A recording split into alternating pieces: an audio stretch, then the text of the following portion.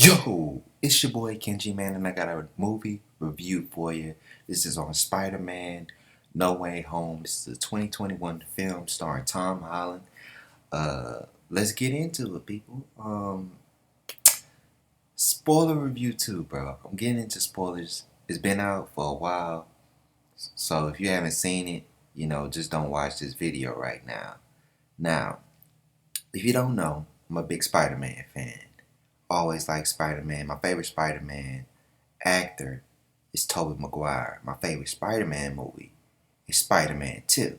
Like most people, I'm not going to speak for everybody, but generally, I feel like a lot of people like Spider-Man 2 as the best Spider-Man movie. Now, let's talk about this movie, y'all. There's a lot of nostalgia, and I knew this was going to be the case from watching the trailers. You got a lot of the other actors from the previous Spider-Man movies come into this movie. Dr. Ock, Green Goblin, the reptilian dude, Shocker. You know what I'm saying? They are here in this movie because of Spider-Man and his dealings with what's his name? I forgot. Doctor Strange. So we know in the trailer, it's not even spoilers yet. We know in the trailer that Spider-Man has been revealed to be Peter Parker. Now he goes to Doctor Strange to try to erase everybody's memory from knowing who he is, except a few people. And he keeps talking during the spell, which messes up the spell that Doctor Strange was doing. And instead of erasing people's memory, it brings the villains. Well, it brings other people from other multiverses, but Doctor Strange stops it. He thinks he stops it, but then all the villains show up. It's crazy how they just chose to have the villains show up. But I thought this movie was good, y'all. I didn't think it was all that. I didn't think it was the greatest MCU movie I've seen. That's always gonna be Infinity War, with Thanos. It's like some people forget, but they caught in the hype, and I get it. It's Spider-Man. I get it, but Thanos, that Infinity War movie with all these other characters, everybody was in that.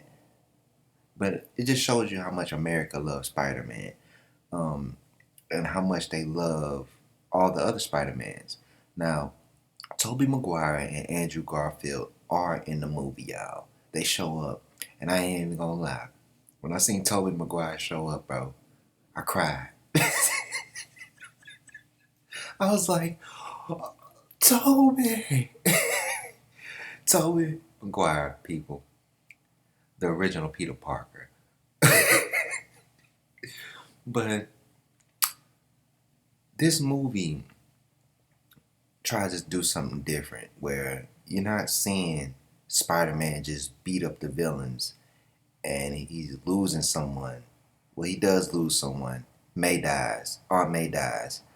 And what it does, what I want to say is that this movie is doing something new. It's going back into the other movies and fixing all the problems.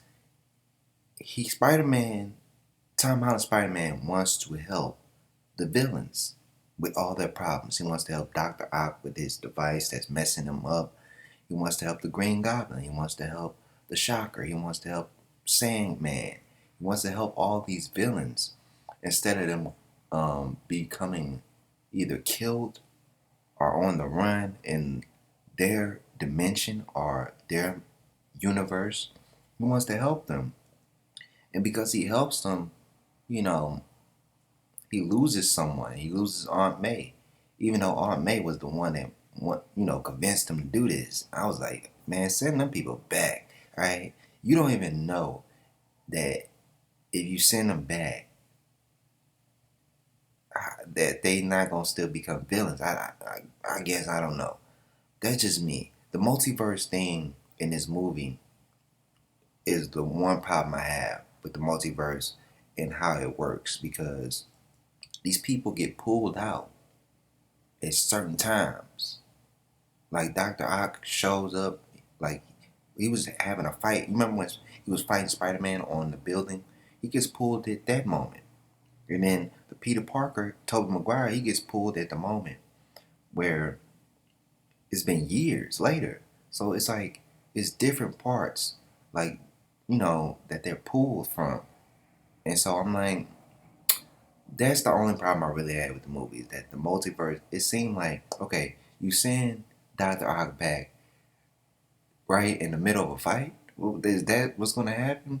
That was the same problem I had with Endgame, is that how are they going to send back those, the Infinity Stones and put them exactly in the same spot that they left them in, especially when they left and caused so much drama? Are you going to come back before you did it and then see yourself?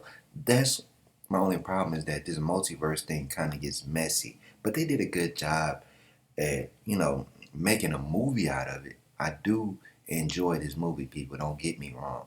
I just got to expose that one problem, is that I feel like the multiverse thing it wasn't explained in detail, because you were so caught up into Spider-Man helping these guys, these villains, and then half of them betray Spider-Man. They start fighting. This is what this movie is about.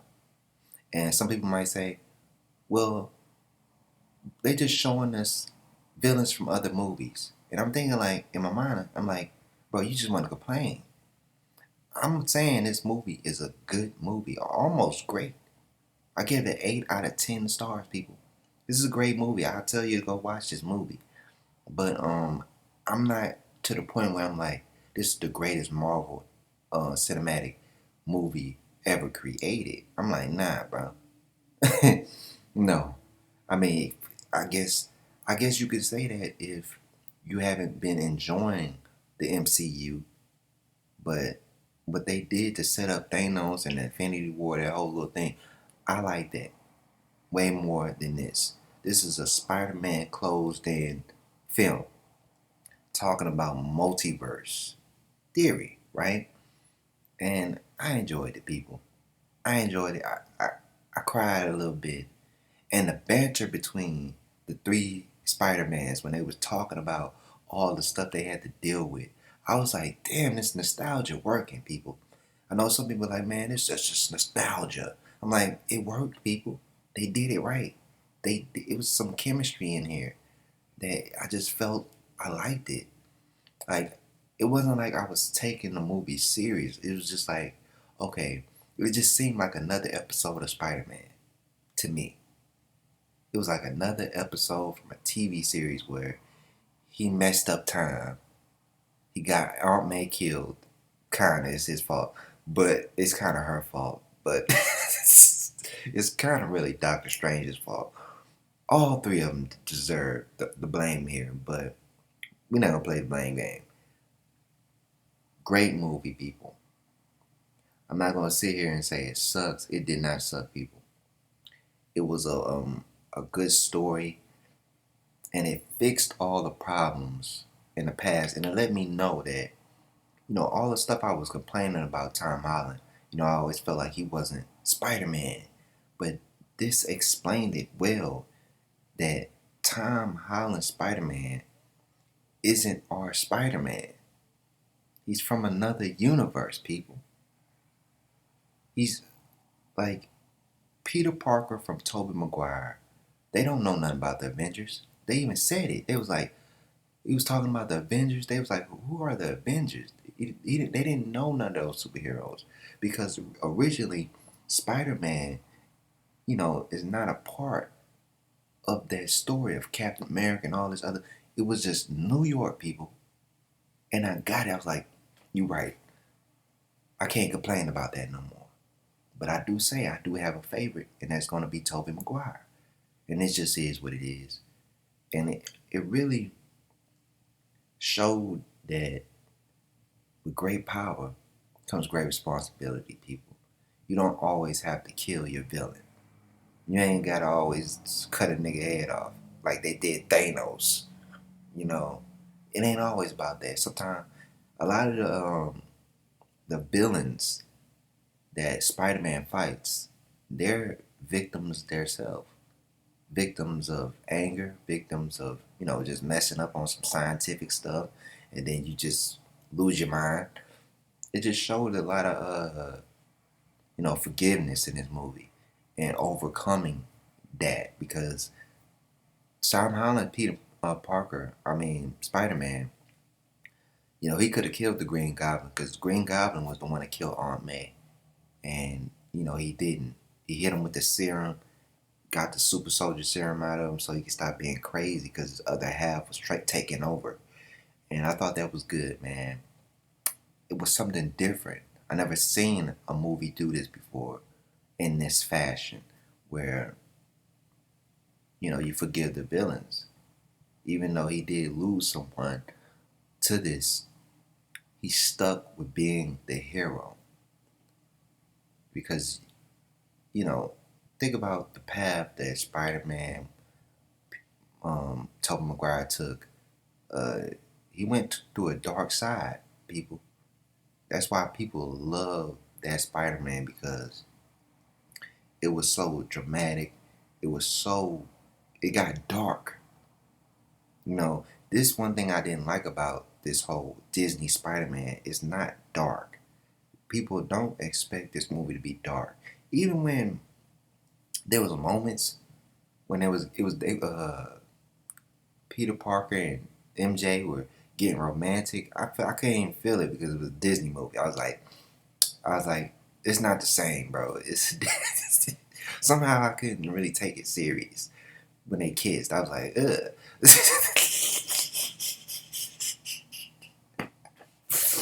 It's just what it is. It didn't feel. I don't know. It's Disney, bro. It got that Disney vibe. Even when Aunt May died, I was like, I couldn't even take it serious. It was something about Disney trying to be serious after doing all those jokes. I'd be like, I can't take it serious. You're too jokey all the time. And then it's like, you're too jokey all the time. And then when you get serious, it comes out of nowhere. And I'm like, I gotta set myself up for it. But, hey, it's still a great movie. It has its flaws. That's why I will say this right now. Disney, learn how to not be jokey all the time. Every scene don't have to be a joke after joke after joke, especially if you want to get serious later on, because it kind of throws me off. I have to reset my clock, if you understand. I'd be like, oh, this is a serious moment. Hold up. I just got laughing at the previous one, the previous scene. And it's the same thing. Even after a bad scene, they're making jokes again. I'm like, bruh, Disney, come on, man. Feel the vibe. So, yeah, Disney. But great movie, man. Go watch it. Go to the movie theaters. Go see this. It's great. It's great, people. It's a life lesson to learn.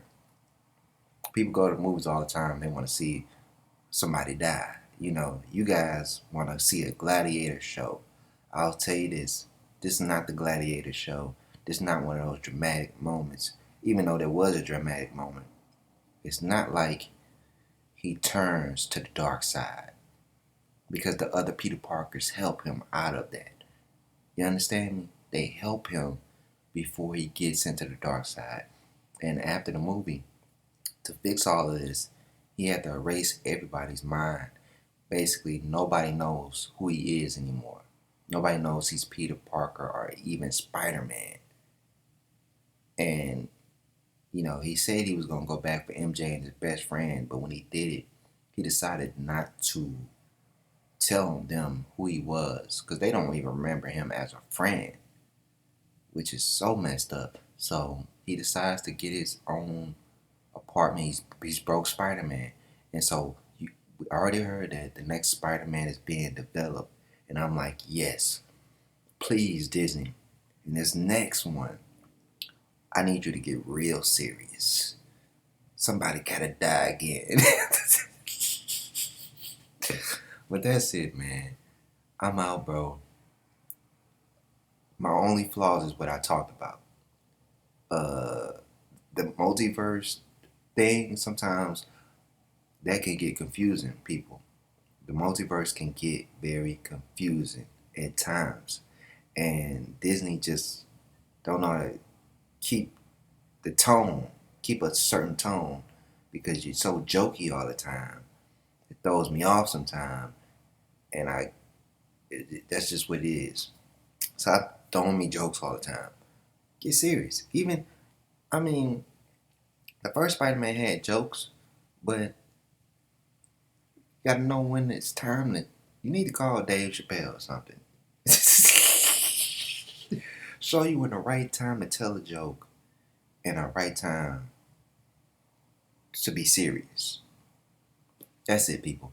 It's your boy Kenji. Subscribe, comment, like, share. Do all the thug dizzle. I'm out.